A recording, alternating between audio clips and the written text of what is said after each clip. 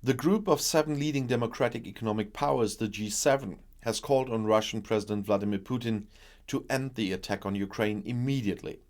At their crisis summit in Brussels, the G7 threatened the Kremlin chief with consequences for the invasion of the neighboring country that began 4 weeks ago. We will spare no effort to hold President Putin, the planners and the supporters of his aggression, including the regime of President Alexander Lukashenko in Belarus, accountable for their actions, the G7 said. The group called on Russia to withdraw its armed forces and military hardware from the entire territory of Ukraine. One appeals to all states not to support Russia in the war. The G7 includes Germany, Canada, France, Italy, Japan, the USA and Great Britain. Germany currently holds the presidency. Today I saw the G7 as a unit, said Chancellor Olaf Scholz after the summit. The meeting was convened at short notice because most of the G7 members were in Brussels anyway, because of the NATO and EU summits. At the invitation of Scholz, the regular G7 summit is to take place at the end of June at Schloss Elmau in Bavaria, in Germany. The G7 pledged further assistance to Ukraine. We are determined to support the Ukrainians in their heroic resistance to Russia's unjustifiable and illegal aggression, the statement said. The G7 underlined that the sanctions imposed on Russia would be implemented and expanded if necessary. We stand ready to take additional action if necessary, it states. The G7 sharply criticized Russian attacks on facilities such as the decommissioned nuclear power plant in Chernobyl. Russia's attack has already threatened the safety and security of nuclear facilities in Ukraine, it said.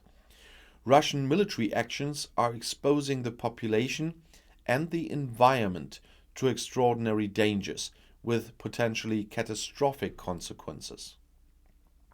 The G7 also pledged to reduce their dependence on Russian energy. They emphasized that all measures were not directed against the Russian population. We want the people of Russia to know that we don't hold grudges against them. And some NATO news as well. Jens Stoltenberg will remain Secretary General of NATO for another year because of the Russian war against Ukraine. The alliance states decided at the summit meeting to extend the Norwegians' mandate until September 30th in 2023, the defense alliance announced in Brussels. Stoltenberg has been NATO Secretary General since 2014, and his term was supposed to end on September 30th this year. After that, the former Norwegian head of government originally wanted to go back to his homeland and become head of the central bank there. The 63-year-old applied for this post at the end of last year.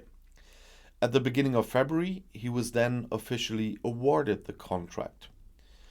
Stoltenberg said he was honored by the heads of state and government's decision to extend the contract. He also rated them as a sign of unity in the biggest security crisis of a generation. And German Federal Defense Minister Christine Lambrecht said that Stoltenberg, with his level-headed and clever leadership, is a guarantee for the success and unity of the alliance. She is very pleased that he will remain with NATO in these difficult times. Stoltenberg has gained recognition above all as a skilled mediator between the sometimes very different interests of the now 30 NATO countries.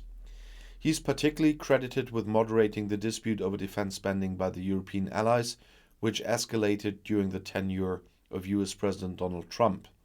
Trump even threatened at times that the United States would leave the alliance. And I'll see you in my next video. Bis gleich.